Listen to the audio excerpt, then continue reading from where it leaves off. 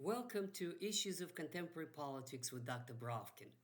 Today, I'd like to discuss the events that unfolded since the Ukrainian attack on Russian airfields. What's most interesting here is that we have the same number of facts and the same chain of events, but you have vastly different interpretations that are coming from various primarily Western sources and some independent ones. And most of them miss the entire picture of what is important. And this is where I come with my thesis. The most important thing is the details in the memorandum that the Russians presented in Istanbul. And the most important is what exactly Putin and Trump talked about. But let's go one step at a time and go over these truly historic events, a very dramatic unfolding of the drama that, if it is being positive, will lead to sustainable peace in Ukraine. If it goes negative, if things go out of hand and out of control, the world may actually wind down in a nuclear war.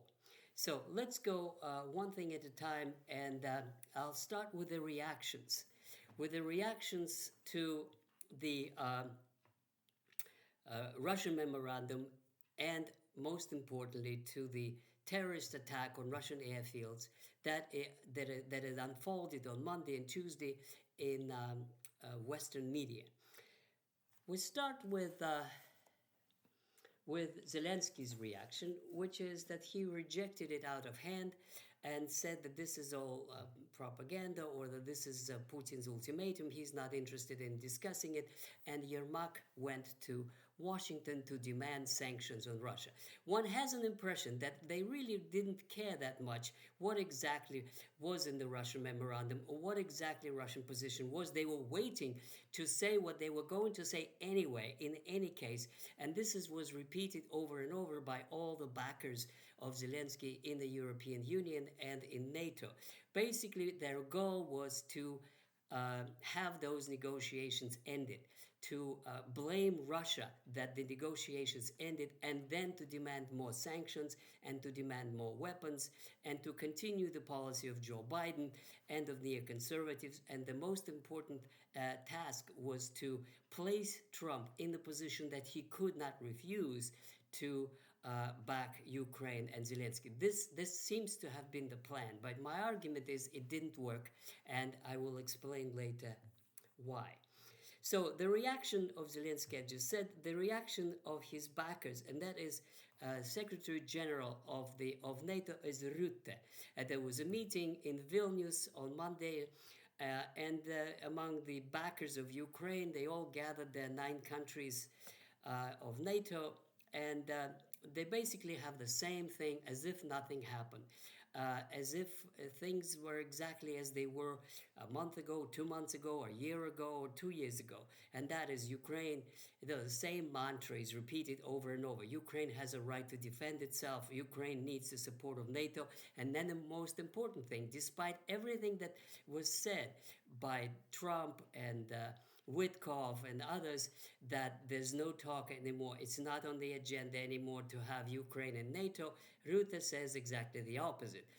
The future of Ukraine is in NATO. Now, when some correspondent asked him what he thought about the Ukrainian attack on Russian airfields, he basically dismissed that too and said Ukraine has a right to defend itself, and therefore if the Russians use airplane to attack Ukraine, then Ukraine has the right to attack Russian airplanes. Now, of course, this is against the treaty which is between Russia and the United States. This is strategic nuclear aviation, nuclear capable aviation. It has to be unprotected. It has to be seen from the skies. This is a part of the treaty. So basically, the General Secretary of NATO says that the treaty that was signed by the United States and Russia can be violated by Ukraine, or for that matter, any other terrorist group, because these airplanes could be used in something Rutte doesn't like. Anyway, this is very revealing. And then if you go over the Western media, Le Monde and Fox and CNN and all the other ones, what's so interesting in their reaction is that they completely, like 100%, did not they did not discuss, they skipped the Russian memorandum, what exactly it says and what it proposes in terms of a peace settlement or the ceasefire that they're supposedly so eager to have.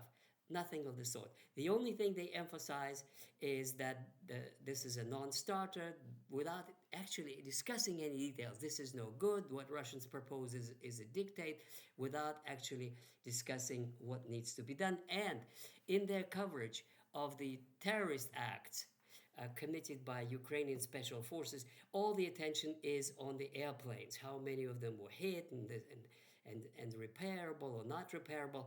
Very few of them actually mention a much more serious, from the Russian point of view, a much more serious damage, which is the bombing of the train with passengers, with civilians, and the blowing up of the bridge for that train. So now let's go to Putin's reaction.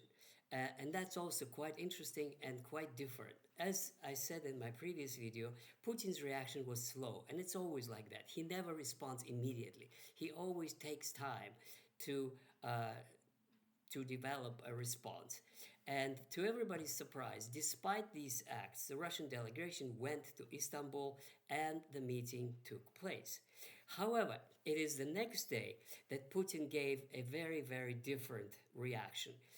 And this is now one of the most important things. And that is that he went on the television, broadcast his conference with various agencies and police and FSB and members of government and so on. And what he said basically is that Ukraine is a terrorist state. And there could be no negotiations, I quote, no negotiations with the terrorists. And that Zelensky is a terrorist who supervised the terrorist organization. And moreover, the implication of that reasoning is that there's not going to be any deal with that kind of a regime. That doesn't mean no negotiations, though, and we'll go over it in the memorandum, what exactly Putin proposed. And I think this is probably the most important thing. Now, before I go to the memorandum, the next thing that happened is the phone call to Putin and Trump talked on the phone.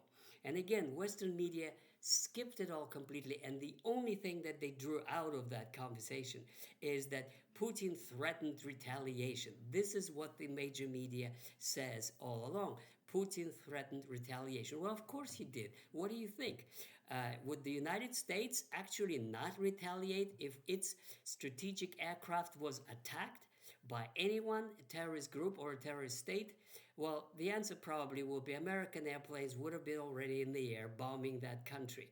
So what they took out of that, what mass media took out of that conversation is that Putin informed Trump that there would be retaliation. Now, my view, of course, my dear listeners, is this is not the most important thing. And the most important thing, which was reported in the Russian media, is that they had a good conversation and Trump confirmed in his own response publicly that it was a good conversation. And then, and that's the most important thing, Trump asked Putin to intervene and provide liaison or help in negotiations with Iran. Now, my reasoning is this. If somebody asks something for a favor, it couldn't be that they're not getting along. In other words, the implication is that Putin explained to Trump what happened and what he's going to do, and it seemed logical to suggest that Trump went along with it.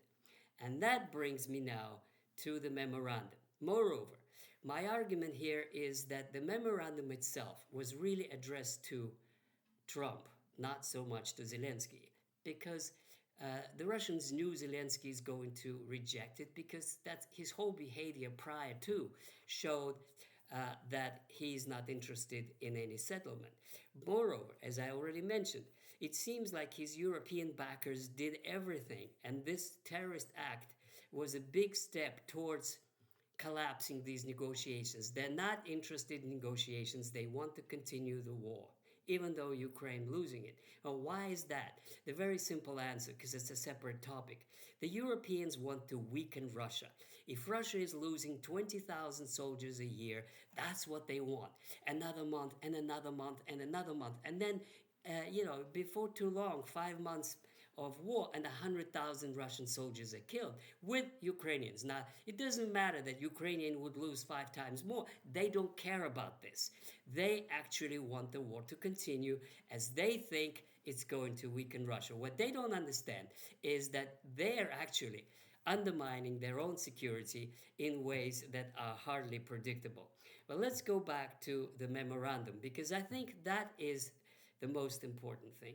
The memorandum is destined to Trump to show to him that the Russian goals are, number one, limited, number two, doable, and they really can, if implemented, establish a long-lasting peace in Ukraine. And that is exactly, and free United States from this headache, from this waste of resources. So what the memorandum say? Let's go over it. Most of it is actually what had been said before, but there are some very important nuances that are new, and that is where the specifics and the new things that are most interesting to those who follow these negotiations. So there are three parts to the memorandum, and some of them concern the ceasefire, and some of them concerns the final settlement. About the ceasefire, Putin says, yes, of course, we can have ceasefire, but nuances are like this, which again, for any non-biased observer, make perfect sense. If there is a ceasefire, no fighting, then it's logical to suggest there should be no arms shipment to Ukraine, no mobilization of Ukrainian youth, no intelligence sharing by Western powers, end to the state of emergency in Ukraine, and schedule elections within 100 days. And when elections are held, they're free for all political parties. And concerning domestic affairs of Ukraine, even though that is towards the final settlement, and that is the stop repressions against all political prisoners, release all political prisoners, and then a lifting of restrictions on the use of the Russian language, and complete freedom of religion, which I discussed in a previous video, of the church. So that seems to be normal, reasonable, and doable. That is a roadmap towards the final settlement. As far as the final settlement is concerned, he repeated, but again in a much more detailed and concrete ways, what had been said before about the status of Ukraine. It should be non-nuclear. By the way, this was in Ukrainian constitution in 1991. Non-bloc, which means no membership in any military organization, which was in Ukrainian constitution of 1991. No membership of NATO, no presence of any foreign troops on its territory, advisors or any other capacity. New element, no membership in EU. Now that is a hardening of the Russian position, because in the past they didn't mind if Ukraine was in EU, but now when EU is a champion of NATO and is hardly distinguishable of itself, and now that EU is planning to spend $150 billion in the next few years to rearm itself because they want to they're preparing themselves for a war with Russia. Well, in that case, Russian demand is no membership in EU or NATO or any of those. Now, what's new and most important in terms of Ukrainian security, those that are so much worried about Ukrainian security and so-called Russian aggression in the future, there's a very, very good item on that, which is that Ukrainian security would be guaranteed by the Security Council, by the treaty, and by the international law, which means that the United States, France, and Britain have 3 seats in the Security Council, and they could always block any decision concerning Ukraine over as a matter of international law by the decision of Security Council. So this is a very again a very important provision because it undercuts those in the West who say, oh, Ukraine is just number one, and after that they're going to go after Poland, and after that they're going to go after the Baltics. Well, Putin basically says, look, Ukraine can exist. It can exist and it can have a government of its own, not controlled by Russia. But all of these have to be accepted. Plus, of course, the four provinces populated by the Russians who seceded from Ukraine in 2014 and who voted in a referendum to join Russia. So these are the conditions that were reiterated. Now look at this way. From the point of view of President Trump, Putin signals to him that this is the roadmap we want. We've spent enough effort and Russian soldiers' lives, and we will not accept anything less. But this is not all of Ukraine. This is not even including Odessa and Kharkov. This is what we offer now. That's one thing. The other option, which is offered to President Trump by Zelensky, is continue the war, more shipments of arms, drastic sanctions on Russia, drastic sanctions on India and other countries that buy Russian oil. In other words, escalation that could easily get out of hand and create a war. I mean, like a military confrontation. Now, my reasoning is that Putin thinks, I think, that Trump, as a reasonable politician who has very important aspects to take care of in his budget, in his domestic agenda, in his relations with China, in his tariffs, would back him up. And here's my difference from everybody else. I believe that they understand each other. My thesis is that they worked it out. They spoke for an hour and a half in addition to all the previous times, and it seems to me that Zelensky may celebrate his popularity with the leaders of NATO and the European Union, but I think he lost credibility with Trump and with many others who actually used to support Ukraine, but now they think this is a very dangerous regime that can launch terrorist attacks today against Russia, but tomorrow, who knows what their targets would be. So I finish on this conclusion that there is a chance for peace, and we will see how these developments will continue.